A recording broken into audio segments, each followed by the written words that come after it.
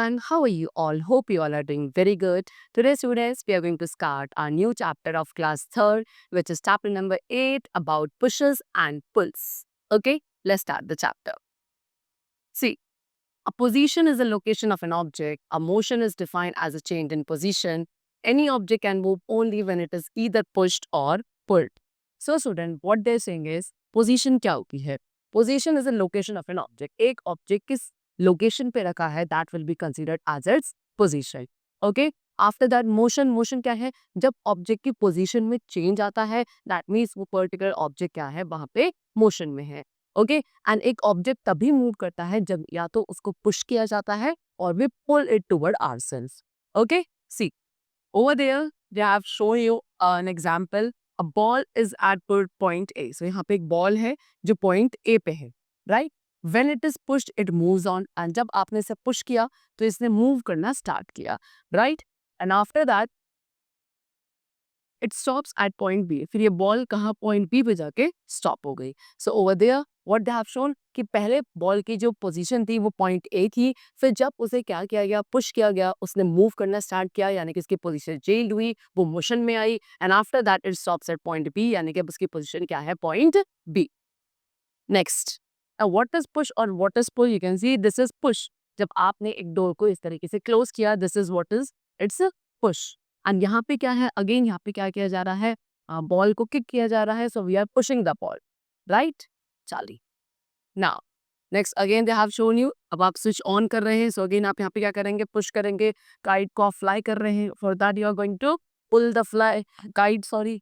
Okay, again यहाँ पे this vegetable hawker, what is it doing? यहाँ पे वो क्या कर रहा है, अपने कार्ट को इस तरीके से पुश कर रहा है towards forward.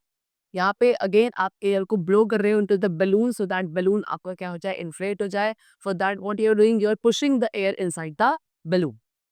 After that again यहाँ पे क्या किया जा रहा है, इस कार्टन को पुल किया जा रहा है अपने टुवर्ड्स. और यहाँ पे साइकिल को हम क्या कर रहे हैं, पुश कर रहे हैं. Okay. Now, what is a force? A force is something which pulls or pushes an object. We use forces to do a lot of work in our daily life. By applying a force, we can make things move, stop, turn, twist, etc. So, force है जो force ऐसा something है, कोई भी ऐसी चीज जिसके through आप एक ऑब्जेक्ट को पुश करते हो या अपने टूवर्ड्स पुल करते हो, तो वहां पे आप क्या करते हैं, फोर्स अप्लाई करते हैं. फोर्स के जरिए हम अपनी डेली लाइफ में बहुत सारे डिफरेंट वर्क्स कर पाते हैं. ओके, जैसे कि फोर्स को अप्लाई करके आप चीज़ों को मूव कर सकते हो, स्टॉप कर सकते हो. यू कैन टर्न और twist also the different objects around you. Now the main effects of force are as shown below. अब कुछ फोर्स के मेन इफेक्ट्स यहाँ पे शोन है. Like a force can change the shape and size of an object. एक force के through हम क्या कर सकते हैं, एक ऑब्जेक्ट के शेप एंड साइज को चेंज कर सकते हैं. Then force can change the speed of a moving object. Force apply करके एक ऑलरेडी मूविंग ऑब्जेक्ट की स्पीड को चेंज किया जा सकता है. Then force can also stop a moving object. Moving object को स्टॉप कर सकते हैं बाय अप्लाइंग फोर्स.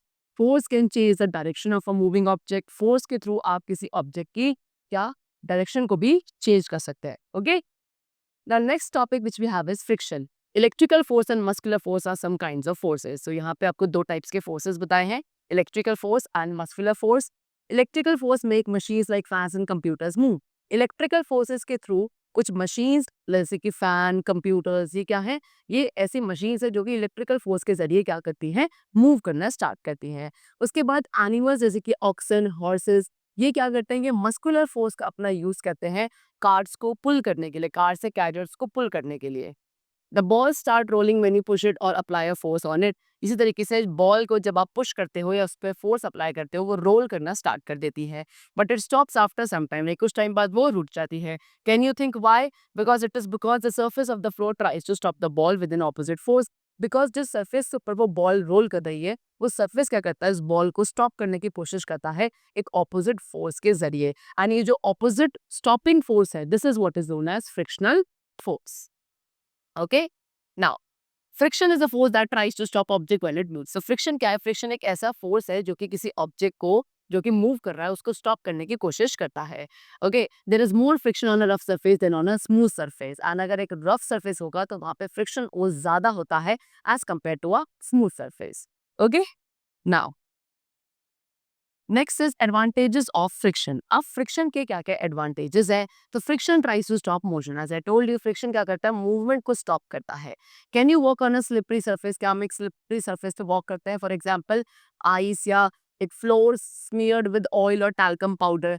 ओके, या तो आपका आइस फ्लोर है या फिर एक ऐसा फ्लोर है जहाँ पे आपने ऑयल या फिर टैल्कम पाउडर स्मीयर कर रखा हो। सो इस तरीके के स्मूथ सरफेस पे क्या हम वॉक कर सकते हैं? No. Why? Because we will slip and fall. ठीक है, हम गिर जाएंगे। बट ऐसा क्यों हो रहा है? On a slippery surface there is very little opposing force of friction. Actually students what happen is कि अगर एक सरफेस स्लिपरी है, स्मूथ है, तो वहां पे बहुत ही लिटिल यानी कि बहुत ही कम ऑपोजिंग फोर्स होता है या फिर बहुत ही कम फ्रिक्शन फोर्स होता है। तो जिसकी वजह से उस सरफेस पर कोई ग्रिप या होल्ड नहीं होता to help any movement. And some movement of roughness of friction is necessary for movement. And movement के लिए क्या चाहिए? थोड़ा बहुत अमाउंट ऑफ रफनेस या फ्रिक्शन होना जरूरी है। लेकिन जब आपका इस तरीके का स्लिपरी सरफेस होगा, क्योंकि वहां पे बिल्कुल भी क्या नहीं है? रफनेस नहीं है, therefore the movement will not be allowed over there. Next is disadvantages of friction. अब फ्रिक्शन के कुछ डिसएडवांटेजेस भी हैं।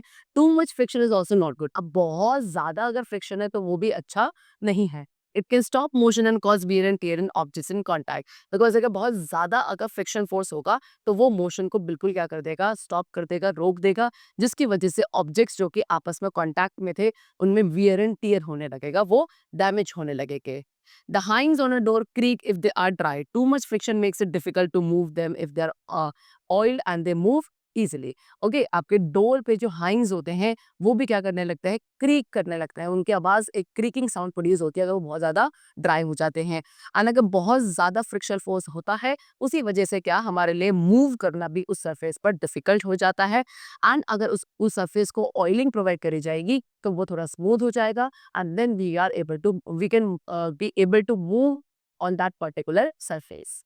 Substances like आपको substances जैसे कि ऑयल, पाउडर, ग्रीस, ये कुछ substances जो कि फ्रिक्शनल फोर्स को रिड्यूस करते हैं।